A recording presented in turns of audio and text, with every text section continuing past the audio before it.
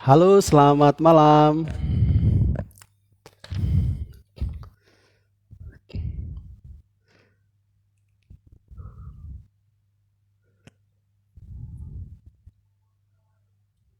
Selamat malam. Wow, ini Bu Yudek dari Bali. Thank you join di awal. Bu Yudek, apa kabar? Selamat malam Pak Rio Teguh. Malam hari ini kita akan ngobrol santuy guys dengan seorang narasumber yang keren, seorang kriminolog. Malam.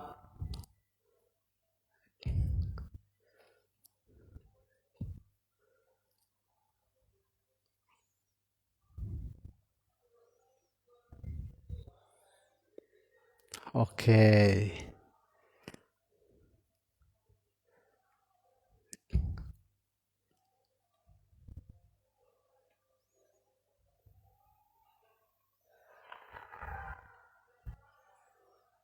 Selamat malam.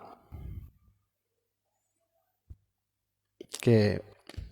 Malam hari ini guys, kita senang banget bisa join lagi di obrolan santuy malam hari ini. Malam ini kita mau ngobrol-ngobrol tentang tema yang santai tapi penuh dengan perhatian, yaitu kenali tanda-tanda pelecehan seksual. Malam ini kita akan bersama dengan Ibu Hasna Hanifah. Kita akan ngobrol-ngobrol ya terkait eh, pelecehan seksual. Kita akan coba undang dulu beliau. Oh ya, oke, beliau sudah ada di sini.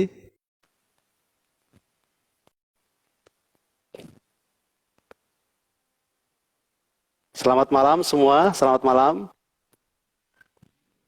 Ya, sepertinya Bu sudah join Bu Hanifah Hasna. Malam Bu. Ya, selamat malam, Bang Remo. Selamat malam. Apakah suara saya terdengar jelas? Sangat jelas. Oke, baiklah. Apa kabar nih Bu? Oke. Alhamdulillah sehat. Wah, terima kasih ya. Ini Bagaimana di nih, sela-sela masih seger sehat aja Alhamdulillah. badannya? Ini 8 di juga. sela-sela kesibukannya bisa join dengan kita. Terima kasih banyak nih. Sama-sama. Oke, oke. Baik, saya menyapa dulu ya Bu, teman-teman yang join dengan kita. Ada ngoceh Oke. komunikasi, ada konten kreator, ada Yudek. Ini Bu Yudek, penari dari Bali, guru hebat. Ada juga Hendra, ada Zain Permana. Selamat malam, teman-teman semuanya. Malam ini menarik ya menurut saya karena kita akan ngobrol tentang sesuatu yang penting untuk diketahui sehingga kita tidak eh, terkena dampak dari hal yang tidak kita ketahui, bisa mengantisipasi hal-hal yang tidak kita inginkan terjadi dalam hidup kita. Kita tahu teman-teman pelecehan seksual itu bisa terjadi di mana saja, kapan saja, korbannya tidak mengenal usia, baik itu anak-anak, dewasa, bahkan lansia, dan juga tidak mengenal genre ya, bisa terjadi pada wanita, bahkan bisa juga terjadi pada pria gitu ya. Nah ini menarik nih malam ini kita ngobrol ini teman-teman. Ini kita akan ngobrol dengan seorang kriminolog, Hanifah Hasna, Master Kriminolog. Beliau sangat aktif sebagai pembicara tentang kriminal. Lalu beliau juga aktif sebagai praktisi parenting, lalu pemerhati anak dan keluarga, juga owner dari Anggana Sahasika Counseling. Baik, saya mungkin uh, memulai dengan satu pertanyaan. Apa sih sebenarnya yang dimaksud dengan pelecehan seksual secara umum? Kalau kita mau ngomongin pelecehan seksual, itu biasanya berhubungan dengan kekerasan seksual. Ya nggak? Apa sih bedanya kekerasan sama pelecehan? Pelecehan itu bagian dari kekerasan. Kalau kekerasan itu lebih umum lagi. Jadi segala sesuatu bentuk perilaku yang berhubungan dengan seksualitas dengan cara paksaan membuat si korban tidak nyaman itu termasuk dalam kekerasan seksual. Dalam hal ini lebih perkosaan, perdagangan orang yang berhubungan dengan seksualitas itu termasuk kekerasan seksual dan itu ada dalam undang-undang. Nah, pelecehan seperti apa? Bernuansa seksualitas. Jadi belum tentu menyentuh, bisa saja siulan atau panggilan-panggilan atau tulisan-tulisan yang seronok itu sudah masuk dalam pelecehan seksual. Gitu Bang Reno. Jadi kita harus memisahkan dulu mana kekerasan, mana pelecehan. Tapi kalau udah pelecehan berarti termasuk kekerasan. Kalau kekerasan, kalau itu kekerasan berarti termasuk dalam kebalik. Pelecehan termasuk dalam kekerasan. Gitu. Oke. Jadi pelecehan seksual ini bukan hanya sebatas kontak fisik, artinya bukan sebatas terjadi dalam secara fisik, tapi juga dalam verbal. Iya betul. Maupun hal-hal yang berhubungan dengan nuansa gangguan dan oke, baik. Okay. Nah, menariknya tentang Bang Reno, ya, lanjut Bang Reno. Silakan, Jadi menariknya gimana? Kalau dulu pelecehan seksual itu kan dilakukan secara langsung ya. Nah kalau sekarang karena dunia sudah berubah, teknologi semakin maju, ternyata pelecehan seksual itu tidak hanya dilakukan secara langsung, maksudnya bersuci di depan orangnya gitu. Nah sekarang itu pelakunya lewat virtual. Oke, tahan dulu. Nanti kita sampai di sana. Nanti kita sampai di sana ya. Itu bagian yang paling menarik karena pola pelecehan seksual itu juga ternyata berkembang begitu ya. Tidak seperti dulu hanya terjadi di angkot, terjadi di bis, di kereta. Enggak begitu lagi begitu ya. Oke, tahan dulu tentang itu. Nah, saya mau tanya dulu, di mana sih biasanya dan kapan biasanya terjadi pelecehan seksual? Kalau menurut caranya kan ada dua Bang Reno, ada secara langsung dan secara tidak langsung, ya kan? Kalau secara langsung bisa di mana saja, biasanya ada relasi kuasa. Atau kalau sekarang nggak pakai relasi kuasa, karena setiap orang bisa melakukan hal itu. Walaupun kembali lagi, mereka tidak akan melakukan terhadap orang-orang yang dianggap tidak lemah. Jadi kita harus merasa ini kita ini lemah atau enggak. Kalau kita lemah ya kita akan berpotensi sekali untuk menjadi menjadi korban. Di mana tempatnya? Bisa di mana aja, di rumah bisa, di angkutan bisa, di jalan bisa, dimanapun berada. Jadi yang paling penting sebetulnya itu adalah bagaimana kita memprediksi, kita tahu nih kita itu sebetulnya berpotensi menjadi korban atau bukan sih? Kita punya kekuatan apa sih? Walaupun setiap orang yang tidak berpotensi menjadi korban pun bisa menjadi korban, karena kan korbannya random banget gitu. Macam-macam lah apa yang dilakukan mereka itu. Kalau tempatnya itu di media sosial, berarti ya bisa di grup-grup, di grup WA, di grup chat, atau di media sosial yang lainnya seperti di Instagram. Kan mereka terserah mau siapa yang mau diserang gitu. Jadi menjawab atau memberikan komen-komen yang negatif, menjawab komen-komen dengan nada-nada yang nyerempet-nyerempet. Jadi tergantung menyikapi itu semua. Nah biasanya paling sering justru sama teman sendiri karena berdalih itu bercandaan. Jadi teman-teman grup SMP atau SMA berdalih bercandaan. Karena kalau nggak bercanda yang agak-agak nyerempet itu nggak seger gitu. Tapi itu sudah termasuk dalam pelecehan. Gitu Bang Ren. Oke. Nah, ada istilah yang mengatakan bahwa rumah atau lingkungan terdekat itu adalah lingkungan yang paling aman begitu ya. Setuju nggak Bu Hanifah kalau disebutkan bahwa sebenarnya lingkungan paling aman itu juga berpotensi untuk menjadi tempat terjadinya pelecehan seksual? Ya, sangat berpotensi. Jadi balik lagi tempat itu tidak ada kekhususan harus di tempat seperti apa. Walaupun mereka akan mencari tempat yang paling aman, tempat yang paling sepi.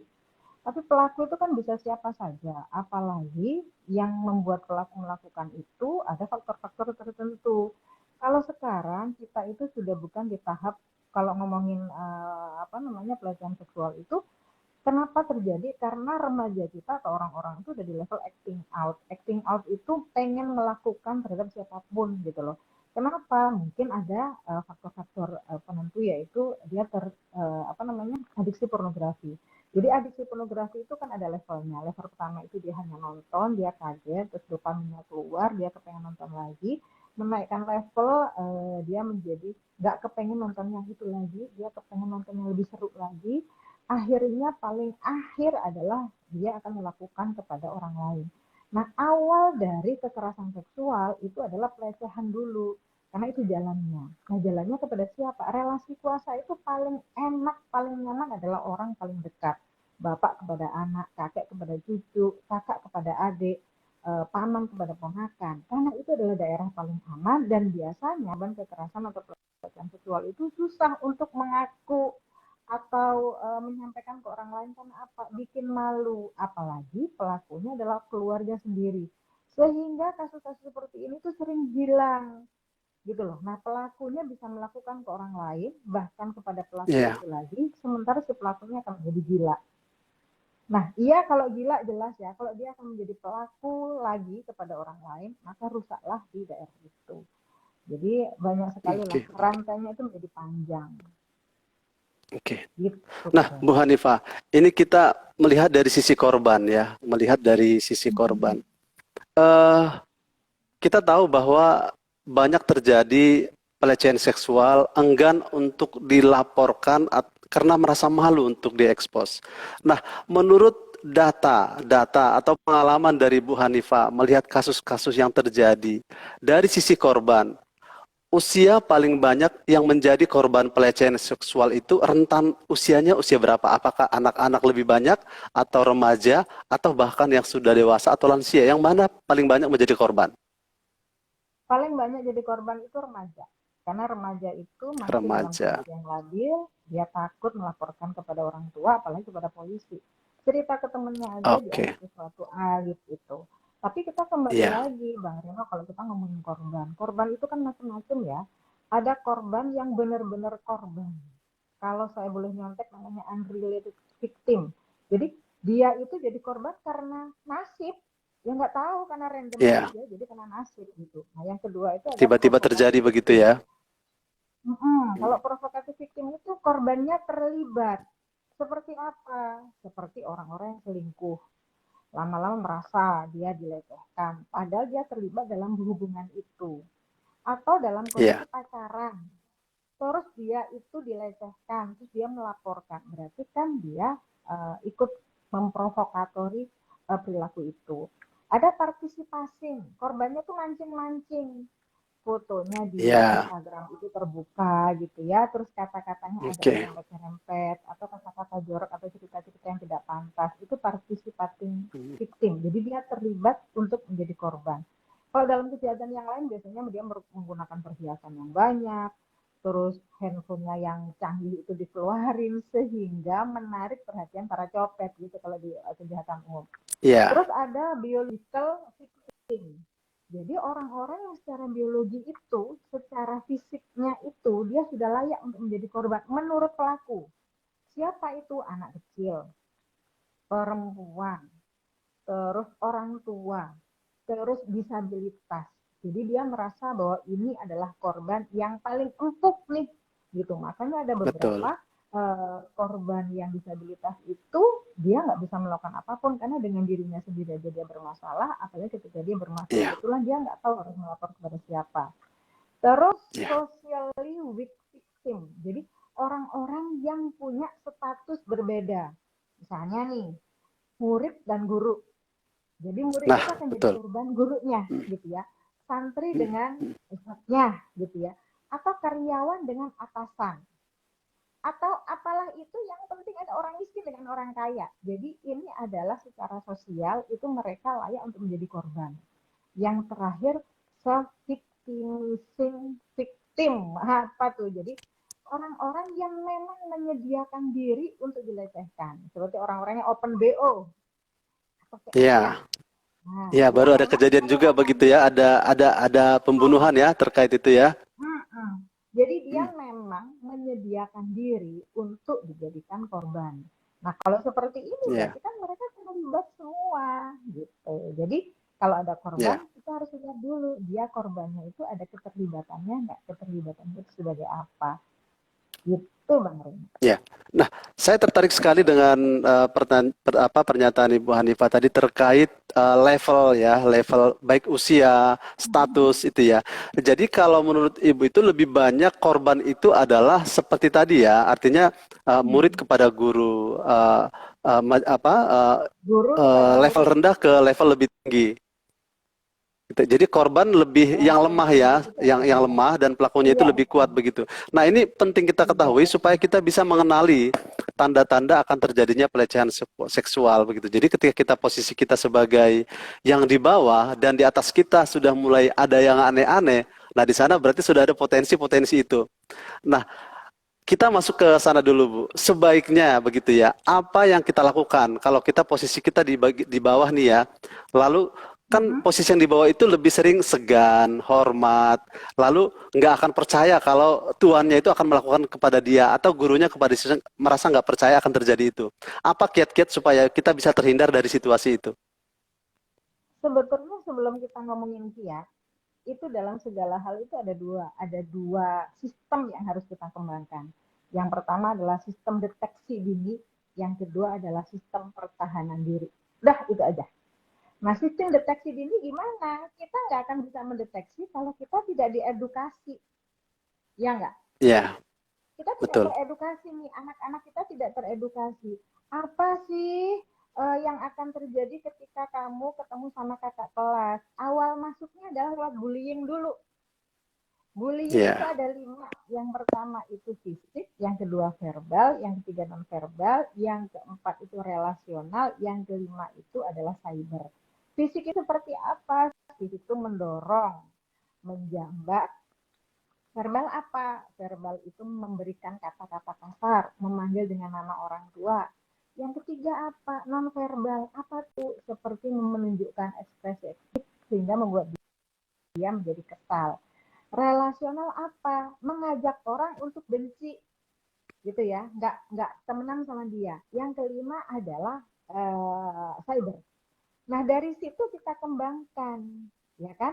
Jadi ketika kamu ada yang meraba atau yang menyentuh bagian tubuh yang tidak boleh disentuh orang lain, apa yang harus kamu lakukan? Artinya dari ya, situ ada dua hal. Yang pertama adalah deteksi dini. Jadi ketika aku ketemu orang yang lebih kuat, aku harus berhati-hati. Karena apa? Bisa jadi orang ini akan melakukan hal yang tidak baik. Apa nih? Bisa menyentuh, bisa mengeluarkan kata-kata yang tidak pantas, atau dia bisa menunjukkan gelagat-gelagat yang tidak baik. Apa yang harus aku lakukan? Nah, ini juga harus diedukasi lagi. Ini terutama kepada anak-anak ya. Kenapa? Karena anak-anak itu belum tahu harus mengadu kepada siapa dan dia biasanya terkungkung dalam ancaman. Awas ya, kalau sampai iya ngomong betul. besok nah gitu. Jadi ditanya lagi, caranya adalah menanya, bukan mengajarkan. Nanti kalau ada orang seperti ini, kamu harus begini, tidak seperti itu. Kira-kira kalau ada teman kamu tiba-tiba memeluk kamu dari belakang, apa yang kamu lakukan? Aku Iya, diam aja, berarti dia belum punya sistem pertahanan diri. Nah, gimana nih cara dia punya sistem pertahanan diri? Selain kamu diam, apa yang kamu lakukan? Aku akan teriak. Nah, itu sistem pertahanan diri. Kalau teriak oke. nggak ada yang dengar, apa yang kamu lakukan? Aku dorong. Jadi yang tahu harus dia dulu. Nah, terhadap orang-orang yang lebih besar, harusnya mereka sudah punya sistem pertahanan diri dan sistem deteksi dini. Contohnya nih, ketika kita dalam satu grup WhatsApp, terus ada teman-teman kita yang ngomongnya agak jorok. Yang kita lakukan apa? Ya nggak peduli, tidak diladeni, atau kita keluar dari grup itu karena merasa bahwa grup itu tidak layak. Bukan malah ikut mendiamkan. Kalau mendiamkan itu masih usaha ya. Diam adalah usaha paling receh misalnya gitu ya. Nah, terus Iya, ketika kita di kendaraan seperti apa gitu. Nah, di kendaraan apa yang kita lakukan? Berarti kita harus di tempat perempuan. Tapi di tempat perempuan itu lebih barbar gitu. Nah, kenapa orang-orang itu tidak punya rasa takut untuk melakukan pelecehan? Karena tidak ada sosialisasi tentang hukuman yang akan dilakukan ketika dia melecehkan. Jadi gini Bang Red, iya, kenapa sih kejahatan itu selalu terjadi? Itu ada 4 level nih, ada 4 hal. Yang pertama undang-undangnya mungkin belum dibentuk, jangan ngomong undang-undang deh, aturan. Yang kedua sosialisasi. Yang ketiga fasilitasi, yang keempat adalah punishment atau hukuman. Hukuman bahasa yang belakangnya siapa ya biar enak. Jadi alangkah baiknya ketika kita naik kendaraan umum itu udah ada halo-halo gitu yang menyatakan bahwa bila Anda melakukan tindakan tidak baik Anda Ya, akan dihukum. Nah gitu. Sehingga orang-orang itu akan selalu ingat kepada penumpang yang merasa dilecehkan atau mendapat perlakuan tidak baik, sebaiknya lapor betul. kepada itu ada nomor di situ. Gitu. Fasilitasi Ya, apa? Fasilitasi itu seperti di kereta, ada gerbong perempuan, ada fasilitasi. Terus apa? Sanksi. Sanksinya jelas merujuk pada aturan yang pertama. Jadi ini yang harus dilakukan. Jadi sistemnya ada dua itu yang harus diingatkan kepada siapapun, yaitu sistem deteksi dini sama sistem pertahanan diri. Gitu. wow, Wah, ini orang ini kayaknya keren banget ya. Ini agak-agak perlu merinding. disosialisasikan nih. Sepertinya di sekolah-sekolah gitu ya, di lembaga-lembaga ini perlu Iya, disosialisasikan karena memang penting begitu ya. Tapi nanti saya masuk ke pertanyaan yang lebih sensitif. Tapi poinnya itu kita udah dapat. Untuk mengenali sebelum mengenali kita harus bisa mendeteksi dini dulu begitu ya. Lalu yang kedua ya, pertahanan diri. Nah, saya ini ya. to the point saja, Bu. Kalau misalkan terjadi di lingkungan yang nyaman tadi, misalkan di dalam satu rumah, masih keluarga, ya misalkan keponakan dengan paman begitu. Ini gimana kita Hmm. perlakuannya atau gimana korban harus harus bersikap untuk menghadapi ini? Oke, jadi kenapa korban itu tidak berani melapor? Dari seperti yang awal tadi kita obrolin ya. Jadi biasanya korban itu memang dipilih orang-orang yang lemah, sehingga ngomong Ya, aja nggak berani. Artinya kita kan harus mengajarkan ke anak-anak kita itu keterampilan artikulatif. Dia bisa menyampaikan. Nah, orang tuanya pun harus belajar bagaimana cara menerima aduan. Sebelum dia ya, belajar menerima aduan, harusnya orang tua bisa mendengarkan. Mama aku tadi kesel banget loh temanku kan kayak begini. Alah gitu aja kok kamu Maya ngambek kan gitu. hmm, Nah ketika dia atau anak ngomong sesuatu selalu ditolak, akhirnya nggak ada secure attachment. Ketika nggak ada secure oke, attachment, ada orang lagi yang membuat dia insecure, dia bingung. Aku harus menempelkan diri kemana? ya, Jadi anak ya, itu berani menyampaikan ketika ada orang-orang yang bisa ditempelin. Jadi kalau ibu itu wow, bilang gini, ibu akan mendengar apapun yang kamu sampaikan, pun yang terburuk. Misalnya, Ama aku nggak mau sekolah, emang kenapa? Kan aku udah biasa sekolah Zoom. Kalau sekolah sekolah offline, aku jadi nggak bisa nyontek. Itu kan sesuatu yang negatif. Tapi ketika ya, anak berani ngomong ke ibunya, berarti kan ada hubungan yang secure. Masalah nanti ya, ngasih tahu anaknya, ntar dulu yang ngetir anaknya itu merasa bahwa aman nih ngomong ke ibuku nih. Nah ketika ada hubungan yang secure ini, ada apapun dia akan ngomong ke ibunya. Gitu tuh. Tapi kalau nggak oke, secure, dia nggak berani dong. Gitu. oke. Gitu Bang Ren. Jadi poinnya dibuat satu lingkungan yang aman begitu ya. Dan ini pelajaran juga Oke. untuk para orang tua begitu ya. Mari terbiasakan budaya untuk mau mendengarkan gitu ya. Cerita apapun tentang anak itu mulai didengarkan. Karena kalau pelakunya adalah orang terdekat, tentu si anak juga akan sungkan, takut, segan untuk menceritakan hal yang negatif tentang itu kepada orang tuanya. Tetapi kalau sudah dibudayakan, mungkin korban-korban akan bisa dikurangi terjadinya Iya, pelecehan nah, seksual ini. Mbak Rena. Oke, Tadi ya, itu kan di lingkup paling kecil. Terus sekarang kita mau nyebrang nih, di lingkup yang agak gede. Berarti di lingkup tetangga. Ya kan? Ketika oke, ada pelecehan ya, seksual, apa yang harus dilakukan tetangga? Gitu. Pada dasarnya, orang Indonesia itu kan julid-julid ya.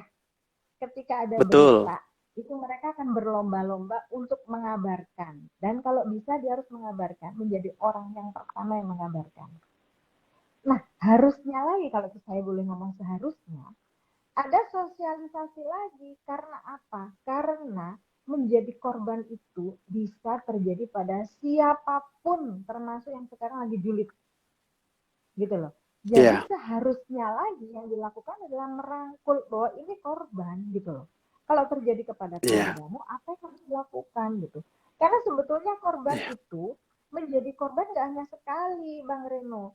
Sekali itu adalah ketika kejadian, dua ketika dia harus melapor dan menceritakan, ketiga ketika betul. diomongin orang dan dijauhi sama masyarakat. Nah, Wow, kalau korbannya iya, anak perempuan, ketika dia sudah mengalami kekerasan seksual, hal yang paling berat adalah dia dikeluarkan dari sekolah. Padahal dia korban, gitu loh. iya, Berarti kan perlu kerjasama dengan banyak pihak. Bahwa ini korban loh, korban itu harus ditolong loh. Atau seperti ini, pelaku sudah ditangkap, terus dihukum. Mereka menganggap atau masyarakat menganggap udah selesai. Padahal si korban ini mengalami sakit, mentalnya jatuh, depresi, pengen bunuh diri. Berarti kan selesainya permasalahan pelecehan ini kan tidak hanya dengan memenjarakan pelaku, tapi selain iya. memenjarakan atau memberikan hukuman kepada pelaku, kita melihat seberapa terlukanya atau seberapa sakitnya ini si korban. Gitu. Wow. Oke.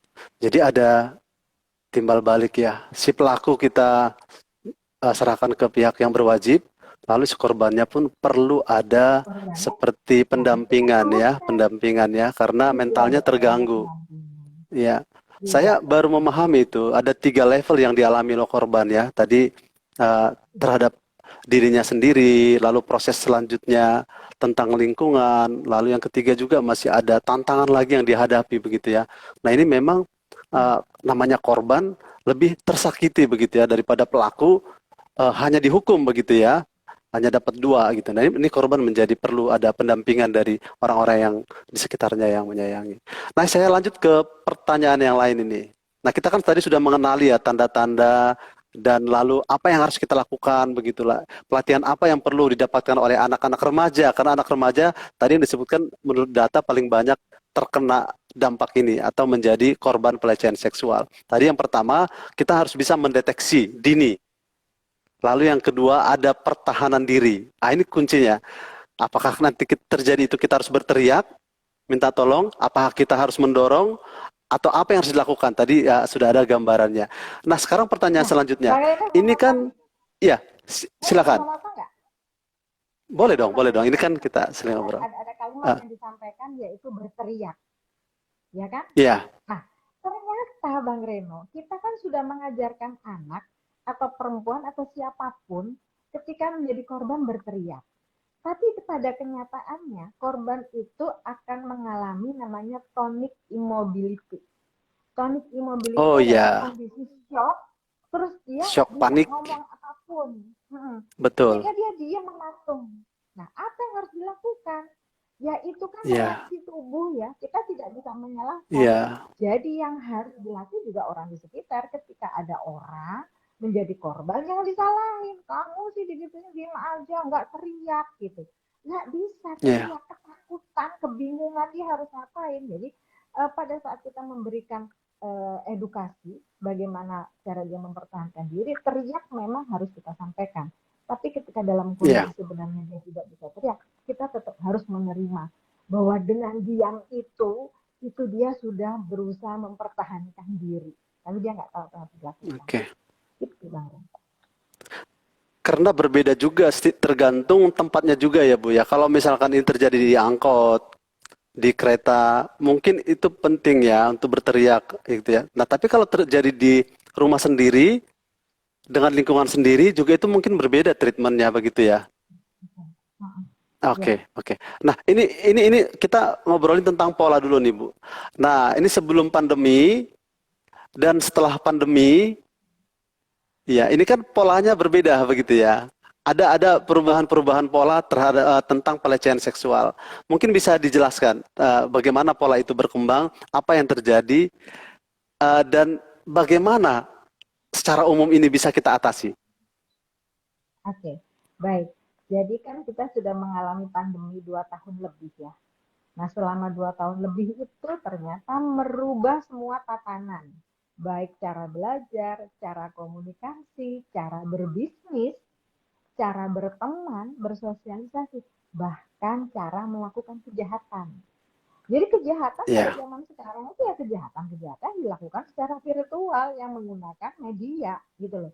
Jadi kalau mencopet, mencuri itu kejahatan lama kuno kata penjahat zaman sekarang, termasuk pelecehan seksual gitu ya. Kalau kita ngomongin kejahatan sih sebetulnya ada istilah old wine in a new bottle. Kejahatannya Iya. sama, tempatnya aja yang beda.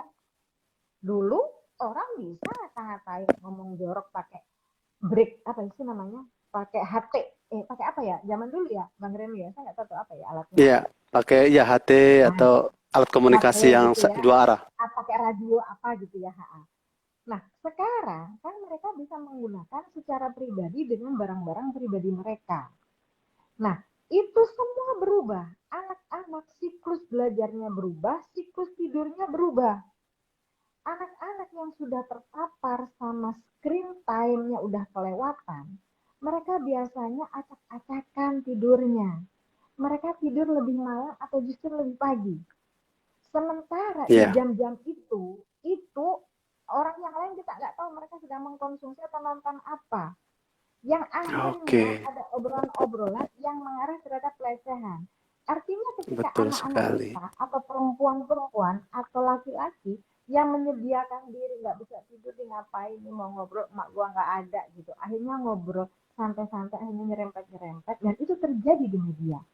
Nah ketika di Iya. media kita jadi bingung, ya nggak, pelakunya siapa, korbannya siapa, karena si korbannya ini meladeni gitu loh. Kenapa Iya. meladeni? Karena nggak ada teman ngobrol. Kenapa lagi? Gabut lah Akhirnya gitu ya, gabut ya ya. betul. Mm-mm. Akhirnya marketplace juga memberikan fasilitas ke orang-orang yang nggak bisa tidur ini dengan memberikan sel tengah malam. Kenapa? Mereka mempelajari pola kehidupan orang zaman sekarang. Bahwa orang-orang yang Iya. kecanduan gadget itu pola tidurnya udah mulai rusak. Jadi kalau malam dikasih semakin nggak tidur, semakin rusak fisiknya, semakin hilang konsentrasinya. Karena Bang Reno, 2 bulan ini klien saya paling banyak adalah anak-anak yang kehilangan atensi. Tapi mau tidur nggak Iya. bisa. Akhirnya chatting dengan Mm. siapapun. Nah ketika dia chatting dengan siapapun, itu jalan masuk orang melakukan grooming. Grooming itu adalah orang dewasa yang melakukan pemeliharaan, namanya grooming ya, memelihara. Apa ya? Dia itu memberikan perhatian, memberikan pujian, Iya. terus membuat nyaman, yang semakin lama akhirnya mereka melakukan pelecehan gitu. Kepada siapa? Udah dilihat nih anak-anak yang kekurangan, nggak ada kedekatan dengan ayahnya, anak-anak yang nggak ada kedekatan dengan ibunya.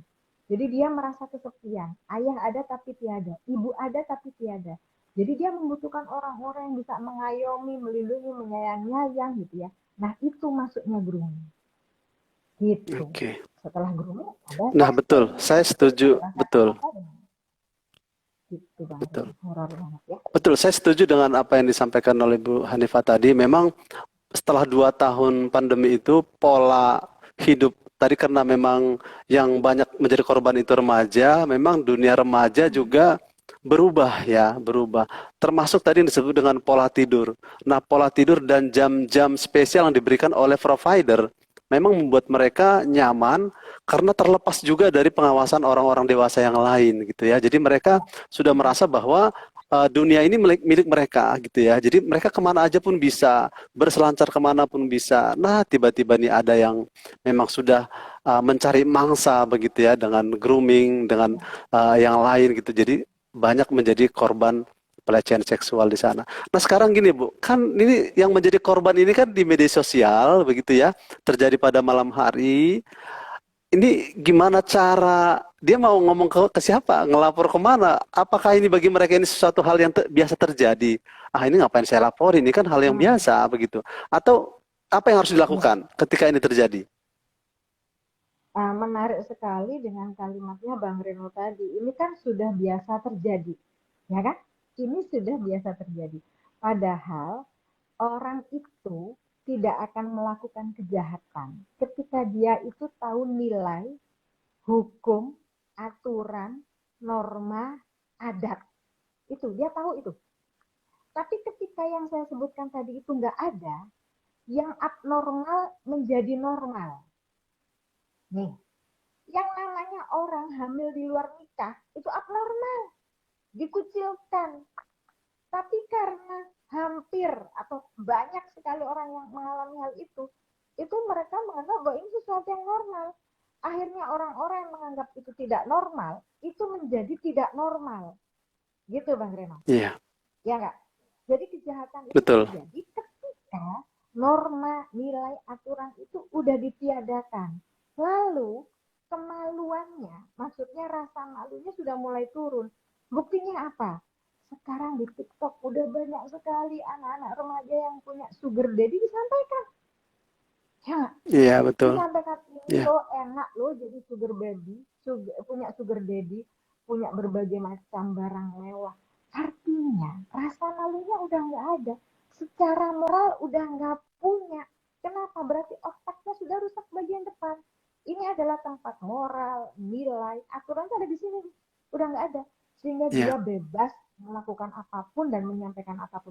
Harusnya dia jadi simpanan kakek-kakek malu dong, itu nggak malu. Dan ketika yang melakukan itu banyak remaja, remaja yang lain merasa bahwa itu adalah kegiatan yang normal. Sehingga mereka merasa bahwa kehidupan hedon ini hanya bisa dicukupi dengan cara punya gadun. iya, Bahkan betul. orang-orang yang punya pacar, selingkuh, mereka bebas-bebas aja menyampaikan ini sesuatu yang seru. Awalnya sekarang, bukan awalnya, sekarang masih banyak yang menghujat, tapi lama-lama yang menghujat itu akan menjadi sesuatu yang biasa buat tontonan kita setiap hari seperti itu, Iya, gitu loh. Jadi kita kembali kepada tidur malam tadi, gimana biar bisa tidur nggak malam-malam. Aktivitas fisik, karena aktivitas fisik itu membuat badan kita menjadi lelah dan butuh tidur. betul. Nah, susahnya ketika sekarang kita itu sekolahnya hanya duduk melihat layar, anak-anak lupa kita aktifkan fisiknya untuk berolahraga, yoga, lari, jogging. Jadi kalau di rumah saya, anak saya boleh nonton drakor, tapi sambil olahraga. Jadi pada saat atau pada malam atau waktu tertentu dia ngantuk. Gitu loh. Kalau enggak, ya penyakit itu akan cepat datang karena dia dalam kondisi kelelahan. Gitu. Nah, Iya, kenapa orang-orang merasa bahwa perubahan ini biasa? Semua anak sekarang tidurnya malam menjadi sesuatu yang biasa. Jadi hal yang abnormal itu menjadi normal ketika semua orang mengizinkan. Jadi kita harus memperbaiki dari oke, diri masing-masing bahwa ini adalah sesuatu yang tidak normal. betul. Dimulai dari keluarga, begitu ya. Sama seperti yang Betul. Bu Hanifah lakukan tadi. Oke, anak-anak boleh menonton ini, melakukan itu, tapi jangan lupa perlu olahraga supaya menetralkan hormon-hormon Iya. juga dan pikirannya juga Nah, bisa lebih normal begitu ya. Oke, keren banget nih obrolan malam ini. Teman-teman, Bapak Ibu, nanti yang menonton video ini secara offline juga ya, boleh memberikan komentar dan tanggapan. Mungkin barangkali ada hal yang mau ditambahkan tentang obrolan malam hari ini, tapi menurut saya ini menarik sekali ya. Pola tadi itu ternyata sesuatu hal yang baru untuk begitu, untuk orang tua khususnya ya. Dan ini saya pikir belum semua orang tua tersosialisasikan tentang ini, bahwa di jam-jam malam itu banyak hal yang terjadi kepada anak-anak kita, begitu ya. Kita nggak tahu kalau anak kita bisa menjadi korban atau bahkan bisa menjadi pelaku. Kalau korban dia akan menjadi sakit mental, kalau pelaku bisa terancam hukuman pidana. Nah ini perlu penting untuk kita pelajari bersama-sama. Nah Ibu, ini udah nggak kerasa kita sudah lebih dari 45 menit. Tadi kita rencanakan 30 menit, sudah 45 menit ya. Saya berharap untuk next time kita bisa ngobrol-ngobrol lagi tentang hal yang berhubungan boleh dengan Bang Reno. kriminal tentunya. Yang bisa berdampak, bisa membawa inspirasi bagi orang lain, menambah pengetahuan orang lain tentang ini. Closing statement dari Ibu kriminolog. Silakan. Aduh, jadi saya yang kasih closing statement ya. Oke, bagi teman-teman mau remaja, mau yang sudah dewasa, mau yang udah ibu-ibu, bahwa kita ini adalah berpotensi sekali untuk menjadi korban. Oleh sebab itu, upayakan bisa mendeteksi dini dan bisa mempertahankan diri. Jaga pandangan, jaga kemaluan, jaga kehormatan. Karena nggak ada yang bisa menjaga itu selain kita sendiri. Ingat, menjadi korban itu tidak enak. Jadi jaga diri kita sehingga kita bisa menjaga orang lain. Gitu Bang Reno. Oke, Ibu Hanifah Hasna, Master Kriminolog. Terima kasih atas waktunya. Sampai bertemu di obrolan Sama-sama Bang selanjutnya. Reno. Bapak Ibu, rekan-rekan teman-teman semua, terima kasih sudah join di obrolan kita malam ini. Semoga bermanfaat. Saya Reno, undur diri dari obrolan santai ini. Terima kasih semua, selamat malam. Selamat malam. Makasih Bang Reno. Assalamualaikum. Waalaikumsalam.